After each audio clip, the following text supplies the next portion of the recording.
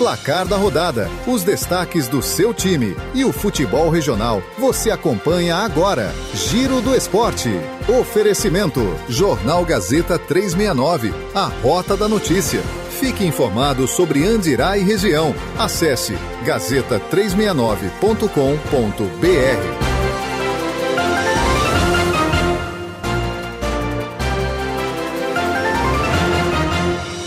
Agora é hora do nosso Giro do Esporte. Wilson Barbosa trazendo aí os destaques, né? Destaque para a segunda vitória do Corinthians na Libertadores da América. Vai falar também sobre o empate do Santos Futebol Clube. Daqui a pouco eu falo mais um pouquinho também. Mas quem vai trazer as informações completas para a gente é o Wilson Barbosa. Bom dia, Wilson. Bom dia, Gabriel, ouvintes da Rádio Terra Nativa FM. Vamos para o Giro do Esporte desta quinta-feira. Copa Libertadores da América. Ontem nós tivemos aí jogos importantes. O Cruzeiro não se deu bem. O Cruzeiro perdeu por 2-1 para o Universidade Católica lá em Minas Gerais, hein? Fluminense 1, Independiente Rivadavia 2, numa lambança lá da zaga e do goleiro do Fluminense. O Fluminense deixou escapar a vitória ou talvez até o empate. E hoje à noite tem Palmeiras e Sporting Cristal, direto do Allianz Parque. Às 21h30 tem Flamengo e Independiente de Medellín. E o Corinthians, o Timão se deu bem ontem, Gabriel. Alô, Cezinha, alô, Skol, alô, todos os corintianos aqui da nossa região. Alô, Iguinho, tá feliz hoje, hein, Iguinho? Corinthians 2, Santa Fé 0, e o Timão venceu a segunda partida pela Copa Libertadores da América com gols de Ranieri e Gustavo. E quem traz análise é o nosso corintiano César Martins, que hoje está feliz da vida, diretamente lá de Itapecerica da Serra, São Paulo. Bom dia, Cezinha. Bom dia, amigo do Giro do Esporte, bom dia, Wilson, bom dia, Gabriel. César Martins aqui, o corintiano de novo. Rapaz, feliz, hein? Libertadores da América, 2 jogos, 2 vitórias, 4 gols marcados, nenhum tomado. De Fernando Diniz ficou bem. Já tá começando a mostrar a sua marca, posse de bola, transição de jogo. Tá faltando, lógico, muita coisa por fazer, né? Que nem mais velocidade, um pouco mais de variação, em que pese já ter visto muita variação jogada ontem, porque com o Dorival era só bola para os cantos, chuveirinho na área e Deus nos ajude. Ontem já teve um pouco mais de transição, passado, triangulações, algo mais interessante, o Garro mais solto, leve, o Bidon melhor posicionado, proporcionando melhor dinâmica no jogo. Praticamente são 2 meses para acionar o Yuri Alberto, que ontem também ficou devendo um pouquinho, mas enfim. Está fazendo a parte dele, que é chamar a marcação da defesa, o que abre espaço para os demais jogadores, principalmente ontem, quem viu o jogo, né? Viu quem fez a diferença onde foi o pessoal da defesa, né? Gol do Ranieri, que mais apoia a defesa do que realmente vai ao ataque, e o Gustavo Henrique fez uma partida primorosa, fazendo um gol, uma assistência e fazendo outros lances muito bonitos, com disposição para fazer mais. O André, volante, jogou bem também, partindo mais para cima, aparecendo no ataque também como elemento de surpresa, enfim. Uma boa partida, muito a melhorar, com certeza, mas com boas perspectivas aí com o trabalho do Fernando Diniz.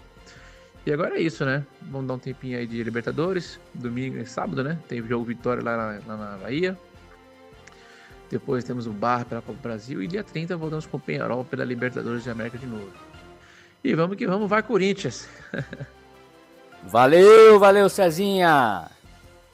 E mais notícias do Timão. Olha, o Corinthians corre o risco de perder até 10 mandos de campo devido a denúncias feitas pela Procuradoria do Superior Tribunal de Justiça Desportiva após incidentes no clássico contra o Palmeiras realizado no fim de semana. Os principais motivos da denúncia incluem briga generalizada, confusão entre jogadores e comissão técnica no túnel e em campo, drone com porco de pelúcia. Um drone sobrevoou o gramado com um porco de pelúcia, gerando desordem. Objetos no gramado, lançamento de materiais na arena. Também teve relatos de ofensas de racismo contra o goleiro Carlos Miguel. E como é que fica a situação dos envolvidos? o Corinthians pode perder mandos de campo por desordem, atrasos e falhas de segurança. Os jogadores de comissão técnica, André, por ato obsceno, Mateuzinho, agressão, Hugo Souza, ofensas e o preparador de goleiros, Luiz Fernando, também foram denunciados e podem pegar suspensões. Pelo lado do Palmeiras, denunciado apenas pela briga no túnel, o processo será analisado por uma das comissões disciplinares do STJD. Copa Sul-Americana, Gabriel, ainda tá dando o que falar esse jogo do Santos, o empate do Santos em 1-1 com o Deportivo Recoleta do Paraguai. E o empate, olha, continua contra a equipe paraguaia, continua repercutindo e de forma negativa. Hein, Gabriel? Você estava lá, você pode dizer pra gente, pois ocorreu justamente no aniversário de 114 anos do clube. Com esse resultado, o Santos ficou na lanterna no grupo D, com apenas 1 ponto em 2 jogos. Gabriel, é com você, Gabriel. Vou deixar para você fazer a análise final aí desta lambança aí do Santos que decepcionou os torcedores. Wilson Barbosa para o Giro de Notícias, o Giro do Esporte dentro do Terra Notícias.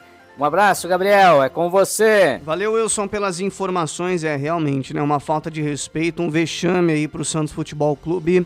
Né, o dia da celebração do 114º de um dos clubes mais tradicionais do mundo marcou aí um dia melancólico na sua história recente, né? O empate 1-1 contra o time reserva do Recoleta, né? Um time aí desconhecido do Paraguai, em plena Vila Belmiro.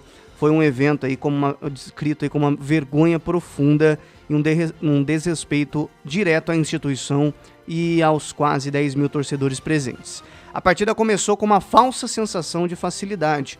Logo aos 3 minutos, uma jogada com participação de Neymar e Gabigol resultou em um gol. No entanto, o que seguiu foi uma atuação apática. O Santos apresentou um futebol nojento, marcado por jogadores trotando em campo e uma falta generalizada de mobilização. O ponto baixo foi o pênalti cometido aí por Luan Pérez, descrito como um erro primário, indigno de um jogador profissional, né? Acho até que era o Zé Ivaldo que estava jogando ali no momento, um pênalti daquele sem condições. Mesmo após o intervalo, a postura da equipe sob o comando de Cuca permaneceu inalterada, evidenciando uma incapacidade de reação diante de um adversário tecnicamente limitado e desinteressado pela competição, né? Eles levaram um time reserva aí, porque estão mais preocupados com o rebaixamento do Campeonato Paraguaio. Um dos pontos centrais da indignação recai sobre Neymar. Esperava-se do craque um protagonismo técnico contra uma equipe reserva, mas o que se viu foi um embate com a própria torcida. Neymar bateu boca com torcedores por longos minutos, fazendo gestos de silêncio e ironia, atitude interpretada como uma afronta a quem pagou ingressos caros para apoiar o clube em uma data festiva. Em meio a esse cenário de desolação, a única exceção foi o volante Gustavo Henrique. Gustavinho teve uma atuação extremamente destacada e foi o único que demonstrou seriedade, energia e respeito ao torcedor, contrastando com o comportamento dos atletas veteranos mais experientes. Isso mostra aí uma crise, né, que transcende as 4 linhas do campo. O presidente Marcelo Teixeira e Alexandre Matos foram alvo de críticas severas pela formação do elenco e gestão do clube. A diretoria é acusada de manter um clima de calmaria artificial após vitórias pontuais, enquanto o clube mergulha em uma emergência técnica e institucional. O sentimento aí de exaustão por parte de quem acompanha o cotidiano santista. O resultado contra o Recoleta é um reflexo de um clube onde tudo está errado, né? Começa na gestão e vai até o campo. Realmente um empate vergonhoso aí do Santos Futebol Clube.